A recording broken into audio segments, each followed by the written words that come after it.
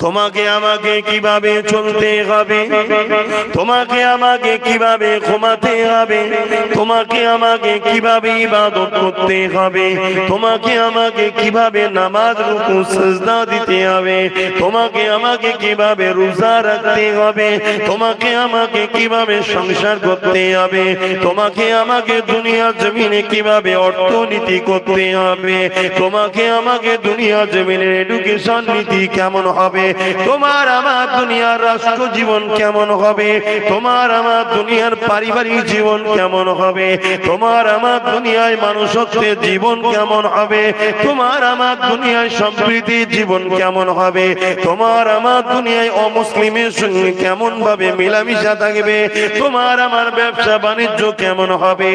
এ যুবক, আমার বোন, আমার আব্বা, আমার মা, জিন্দগিটা তোমার নয়, হাত তোমার নয়, পা তোমার নয়, কান তোমার নয়, বানানেওয়ালা মালিক আল্লাহ তোমাকে ব্যবহার করতে দিয়েছে, তাই নিজের ইচ্ছা মতো চালালে হবে না, যিনি দিয়েছে তিনার ইচ্ছা মতো চালাতে হবে। এই জন্য কিভাবে চালাতে হবে তিনি ডাইরেক্ট তোমার আমার কাছে নেমে এসে শিখাবে না, তিনার সিস্টেম হলো তিনি আসমান থেকে কিতাব পাঠিয়েছে কোরআন শরীফ, আর এই কিতাবটাকে বুঝাবার জন্য তিনি তিনার পছন্দের সর্বকালের সর্বশ্রেষ্ঠ নেতা দরজানের সুলতান নবীদের নবী নবীদের নবী আখিরি নবী আহমদ মুস্তাফা মুহাম্মদ মুস্তাফা হযরত মুহাম্মদ আরবি সাল্লাল্লাহু আলাইহি ওয়াসাল্লাম কে তোমার আমার জন্য মডেল বানিয়ে দিয়েছে।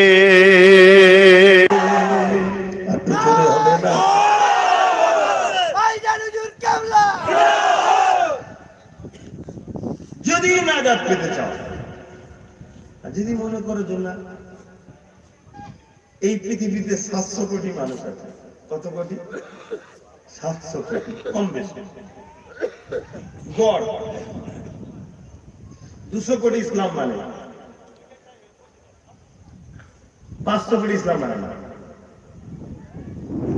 এরপরও একটা ইখতিলাফ হতে পারে, ইহুদি খ্রিস্টান এরাও তাহলে নবীদেরকে মানত, শোনেন আমার রসুলকে মানে না, সেই হিসাবে তাহলে এই যে মানে না, আবার এই যে 200 কোটি আছে, এই 200 কোটির মধ্যে নামে মুসলমান আবার কত আছে দেখুন, আর কাজে মুসলমান কটা আছে দেখুন। কি গো বাবা, আমার আলোচনা অসুবিধা হচ্ছে নাকি? আপনি এক জায়গায় 1000 গাছ লাগিয়েছেন, হিমসাগর আমের গাছ, ফজলি আমের গাছ, আম বিজনেস করবেন, গাছ হবে, 1000 গাছই বড় হয়েছে, কিন্তু ফল দেয় মাত্র 2-4টে গাছ, বাকি গাছগুলো বেকার, জ্বালানির কাজ হবে, ঠিক না বেটি? তো মালিকও চাইবে যে রেখে লাভ নেই, জ্বালানির কাজে দাও, আগুনে দাও। আর যেগুলো ফজলি আম আমি হিমসাগর দিচ্ছে, মালিক ওর গোড়ায় সার দেবে, ওকে যত্ন করবে, ওকে আরো ভালো রাখবে, কেন? ও ফল দিচ্ছে। এই অঙ্কটা কি আমরা সবাই করবো কিনা? কি করবো? এই জায়গাটা যদি আমি ব্যবসা করতাম, আমি অঙ্ক করতাম তো নাকি? আপনারা করতেন না? করতেন না?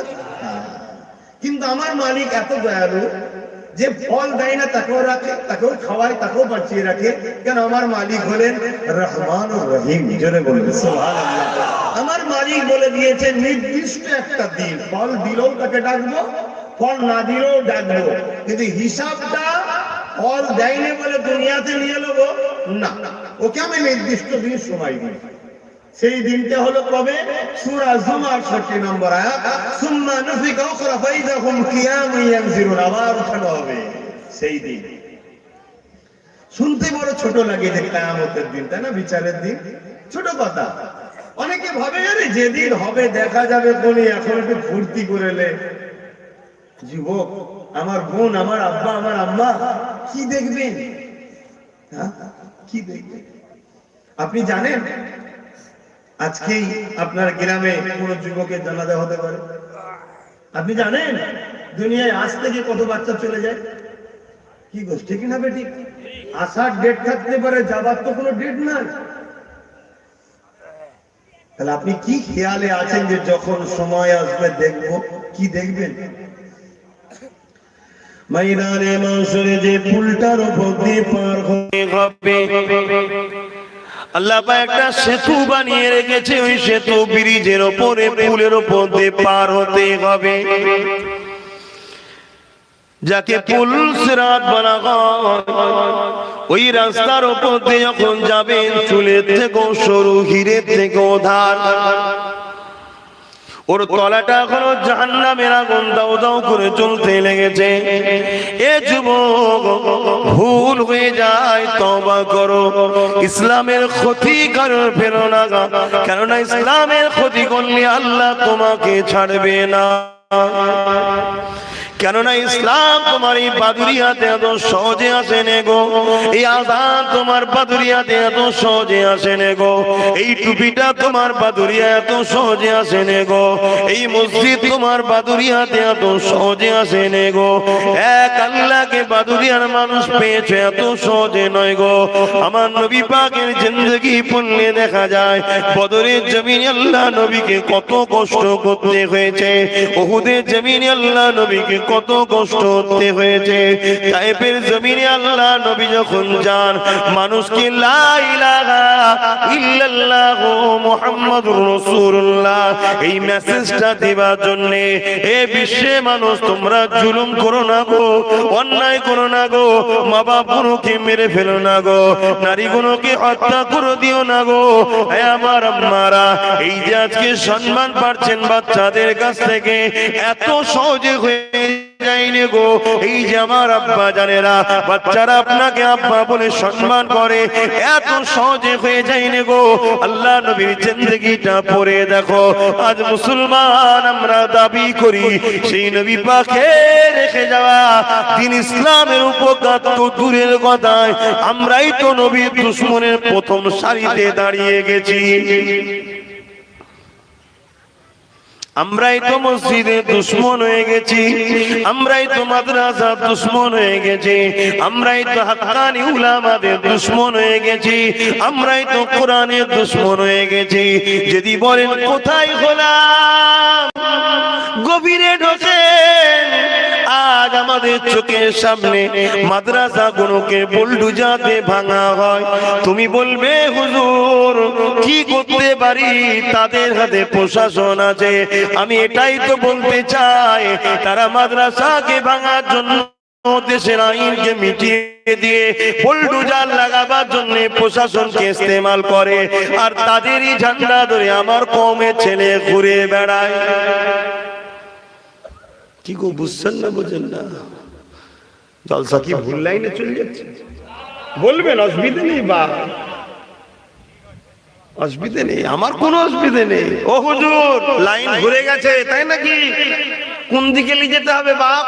সুদের পক্ষে, ঘুষের পক্ষে, জেনার পক্ষে, মদের পক্ষে? না, তা না যখন যারা এই দিকে, তাদের পক্ষে তোমরা কেন? সারা জীবন রসুল যেগুলোকে বন্ধ করতে গিয়ে তায়েফের জমিনে এত মার খেলো, রসুলের জুতা মুবারক খানা রক্ত বসে গেল, ডুবে গেল, ভিজে গেল। আমি ভাবছি আমার তো কে ধরে? কেউ ধরবে না বাপ, তোমায় কেউ ধরবে? তোমায় ধরতে পারে কেউ? তোমাকে তিনি ধরবে যিনি মুসা নবীকে তাড়িয়ে দিয়েছিল, ওই ফেরাউনকে যিনি ধরেছিলেন। তোমাকে তিনি ধরবে যে নমরুদ ইব্রাহিম নবীকে আগুনে ফেলে দিয়েছিল, ওই নমরুদকে যিনি মশা দিয়ে সাইজ করেছিল। তোমাকে তিনি ধরবেন যে যাকে ধরেছিল, যিনি যে নাকি কুয়া করেছিল আমার মুহাম্মদ রাসূলকে ফেলবে বলে, ওই কুয়াতে তাকে যিনি ফেলেছিলেন তিনি তোমাকে ধরবেন।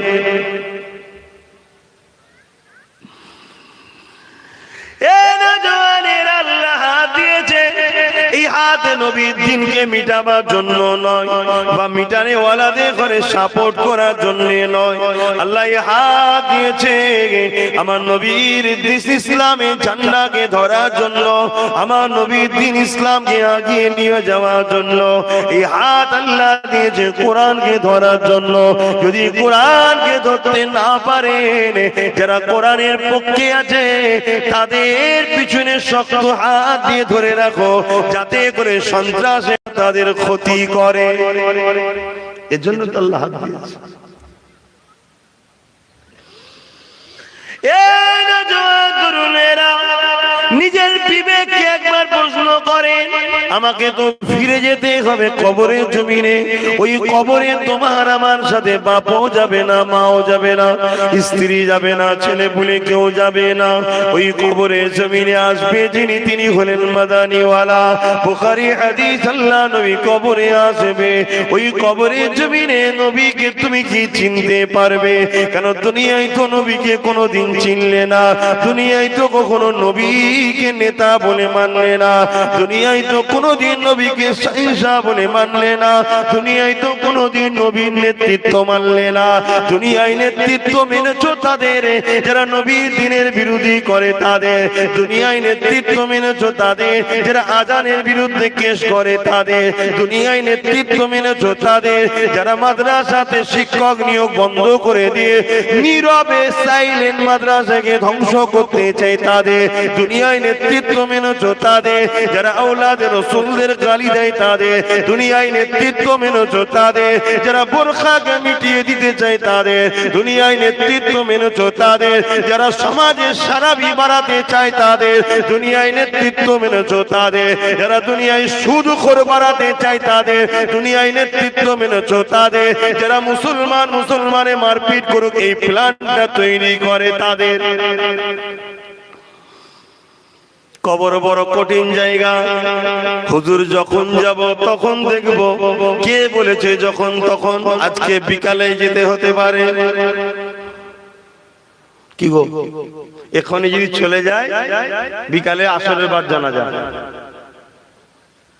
যখন যাব তখন নয়, তোমাকে যেতে হতে পারে এখনই, কিন্তু যাবে 100%। সেই কবর তোমার কোন ধরনের হবে? আল্লাহ নবী বললেন জান্নাতের একটা বাগান হতে পারে, নচেত জাহান্নামের একটা গর্ত হবে। ও যুবক, ও আমার ভাই, ও আমার বোন, আব্বাস থেকে নিজের কৃতিত্ব ফলাতে আসেনি। আমিও কবর থেকে বাঁচার জন্য চেষ্টা করি, তোমরাও চেষ্টা করো। আমি দোয়া করি আল্লাহ তোমাদেরকে বাঁচা, তোমরাও দোয়া করো আল্লাহ যেন আমাকেও কবর থেকে বাঁচান। কেন নয়, কবরে আমার মা যাবে না, ওই কবরে আমার আব্বা যাবে না, স্ত্রী যাবে না, বাচ্চা কেউ যাবে না, আমায় যেতে হবে। যদি কবরে যাবার আগে মুহাম্মদ রাসূলের পক্ষে থাকতে পারি, নবী আসবে। আর নচেত ওই কবরে 99টা সাপ দেবে, জাহান্নামের একটা গর্ত হয়ে যাবে। যুবকরে, দুনিয়ায় মায়ের পেটে যখন ছিলাম যে আল্লাহ খাইয়েছে, দুনিয়া আসার আগে মায়ের স্তনে দুধ আল্লাহ যে দিয়েছে, মায়ের স্তন পান করে বড় যে আল্লাহ করেছে, সেই আল্লাহ তোমাকে আমাকে রিজিক এখনো দিচ্ছে। ও পন্থা তোমার, হালালে নিতে চাও না হারামে নিতে চাও? হালালে যদি কম হয় হালাল নাও, হারামে বেশি নিও না, কারণ হারাম তোমাকে জাহান্নামে নিয়ে যাবে, হালাল তোমাকে কবরে জান্নাতের বাগান ও পরকালে চির শান্তির জান্নাত দিয়ে দেবে।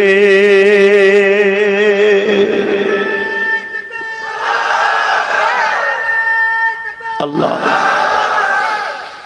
শোনো আমার ভাই, শোনো আমার বোন, আমার আব্বা জান আম্মা জান, শোনেন, কিয়ামত তো গরিবদের হবে।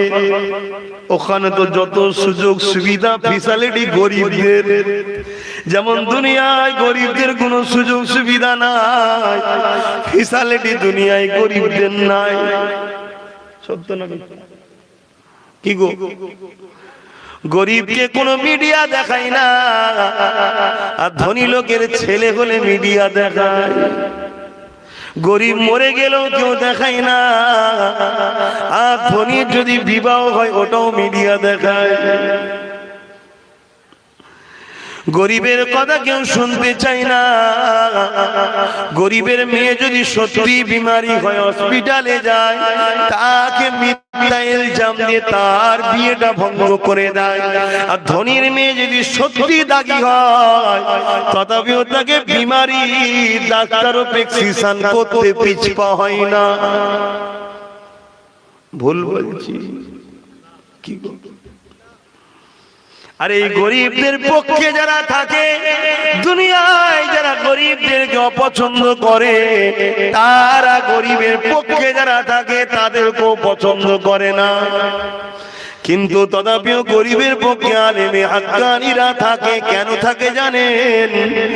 গরিবকে কেউ না ভালোবাসো, আল্লাহ পাক ভালোবাসে।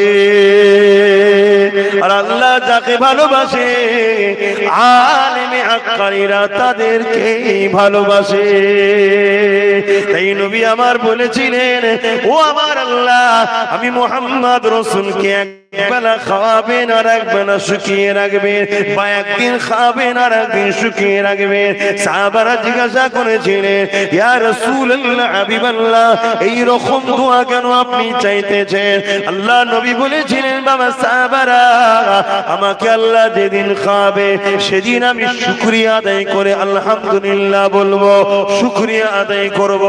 যেদিন আল্লাহ খাবে না সেদিন আমি সবর করব, ধৈর্য ধরব। শুকরকারীর সাথে আল্লাহ আছে, সবরকারীর সাথে আল্লাহ রয়েছে। আর কিয়ামতের দিনে আমি শুকরিয়াকারী হিসাবে উঠব, সবরকারী হিসাবে উঠব। তবে এখানে একটা কথা বলে দিই, গরিবের জান্নাতে যাওয়া বড় সহজ, ধনীদের জান্নাতে যাওয়া বড় কঠিন। যদি বলেন কেন? গরিব নাচারে পরে তো আল্লাহকে ডাকবে, ধনী পয়সার গরমে, পাওয়ারের গরমে আল্লাহ ছেড়ে দেবে।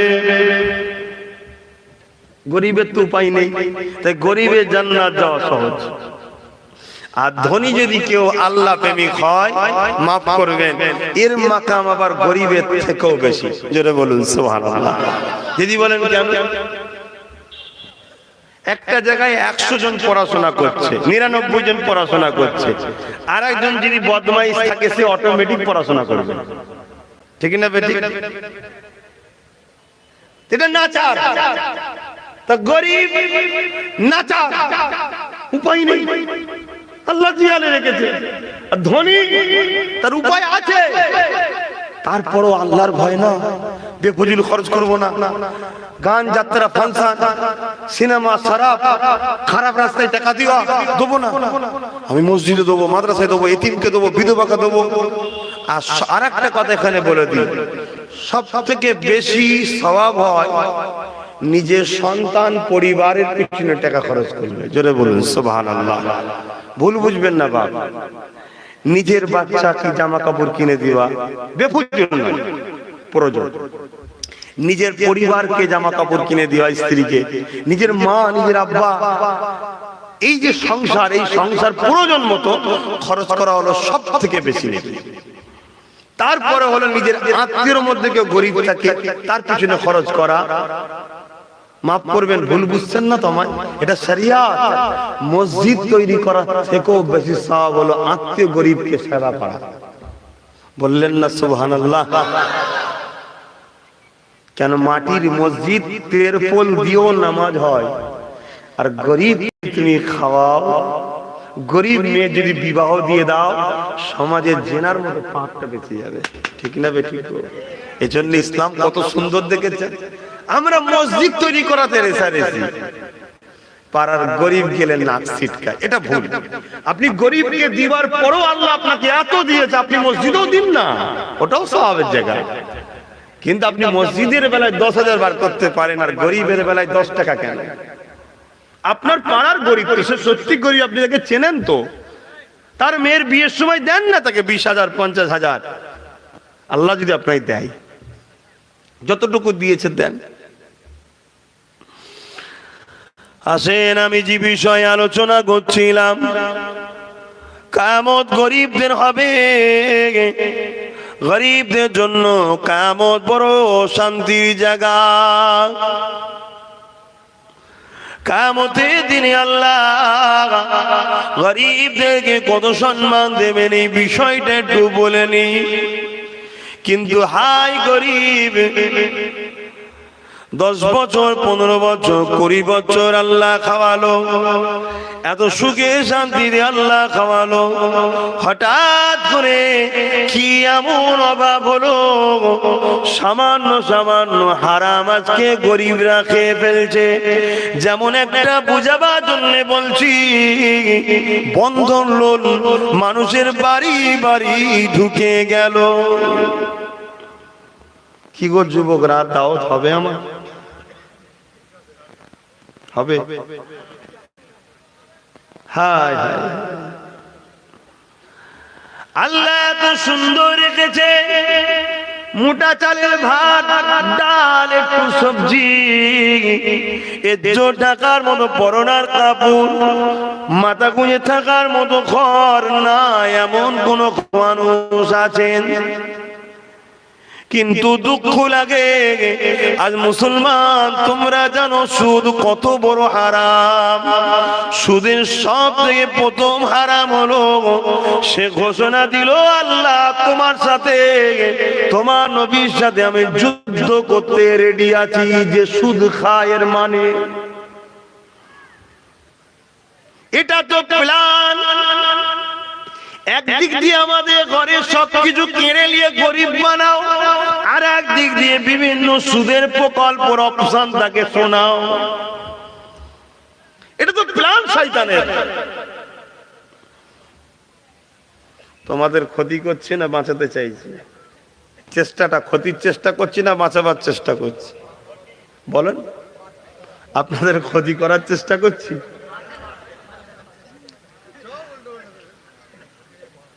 এইভাবে শুনছেন? আপনারা আওয়াজ দিয়ে বলুন, আপনাদেরকে এই আলোচনাগুলো শুনিয়ে আপনাদের ক্ষতি করতে চাইছি না বাঁচাবার চেষ্টা করছি? আপনাদের যদি বাঁচাবার চেষ্টা করে থাকি, জেনে রেখে দেবেন আমার দুশ্মন বাড়ছে। যারা আপনাদের ক্ষতি করতে চায় তারা আমার দুশ্মন বাড়ছে। আমার অসুবিধে নাই যদি আপনারা আমার কথাগুলোকে গ্রহণ করে নেন। যুদ্ধ দুশ্মন বারে বারুকে যাক, আমার অসুবিধে নাই। যদি দুশ্মন আমাকে মেরেও দেয় তাও আমার অসুবিধে নাই, শুধু আপনারা কথাগুলোকে অ্যাকসেপ্ট করে পরিবর্তন হন। আলহামদুলিল্লাহ, এটাই আমার গিনার। কেন? কিয়ামতের দিন আল্লাহ যদি বলে আব্বাস তুমি কি করেছো, আমি বলবো এই যে দেখুন এত লোক ভুল করছিল, তাদেরকে শুনিয়েছি, তারা আমার কথা শুনে পরিবর্তন হয়েছে, আল্লাহ এদের খাতির আমায় জান্নাত দেন। এটাই আমার জন্য জান্নাত যাবার সবচেয়ে বড় ওসিলা হতে পারে। জোরে বলুন সুবহানাল্লাহ। তাই বুঝাচ্ছি, এ নওজওয়ানেরা, আল্লাহ পাক কিয়ামতের দিনে গরিবদের লক্ষ্য করে বলবে, দুনিয়া জমিনে আমি আল্লাহ তোমাদেরকে যেটা দিয়েছিলাম তার উপরে তোমরা খুশি হয়ে সবর করেছিলে, আমার দিয়ে হালাল রেজেকে তোমরা আলহামদুলিল্লাহ বলেছিলে। চতুর্দিক দিয়ে কেউ ফ্রিতে দিতে চেয়েছিল, না জানি বাবা কিসের টাকা, কেন ভিক্ষা নিয়ে আল্লাহ বা অপছন্দ করে। ভিক্ষা নিয়ে কি করে আল্লাহ বলবেন তো? অপছন্দ। তাই তোমরা বিজ্ঞানী উনি অধিকার নিয়াকে আল্লাহ পাক বড় পছন্দ করে। শোনো শোনো, নবী বলছে কেউ যদি কারো অধিকারকে ছেড়ে দেয় সে সমাজে পাপের সাম্রাজ্য বাড়াবার সাহায্য করলো। আমি আমার ভাই, চেনেন আমার ভাইকে? কে? হ্যাঁ, আমার ভাই। দু ভাই, আমার বাপের যা আছে আমার একা না ওরও। এখন আমি যদি সব ঝেড়ে নি, ও যদি বলে ঠিক আছে দরকার নেই বাবা, ভাববেন সুফি সাহেব নাকি? না, শয়তানি করলো। কেন? সমাজে একটা অন্যায়ের বীজ পুতলো, আমার দেখা দেখি আরো দুজন ঝাড়বে। এজন্য নবী বলছে অধিকারকে যে ছেড়ে দেয় সে সমাজে পাপের বীজ বনে। তাই উলামারা অধিকারের কথা আপনাদেরকে বুঝায়। তখন যারা অধিকার লোটে তারা তখন বলে ওই বক্তাগুলো চলবে না। কথা বুঝছেন না? বোঝেন? আর আমার ইসলামের কথা বলবো না তো কি বলবো? ইসলামের কথা বলতে গেলে পৃথিবীতে যত সন্ত্রাস, চোর, জালিম, বদমাশ, বাটপার, লুটেরা, নারী ঘটিত কেলেঙ্কারীরা, নারীদেরকে যারা ভোগের পাত্রী বানাতে চায় সব বেটা ধরা পড়বে। ঠিক না বেটি? তাহলে কি ইসলাম বন্ধ করে দেবো? আপনারা বন্ধ করে দেবেন? কিন্তু আপনারা করার জন্য তো সাহায্য করছেন তাদের ঘরে যারা ইসলামের কথাকে পছন্দ করে না।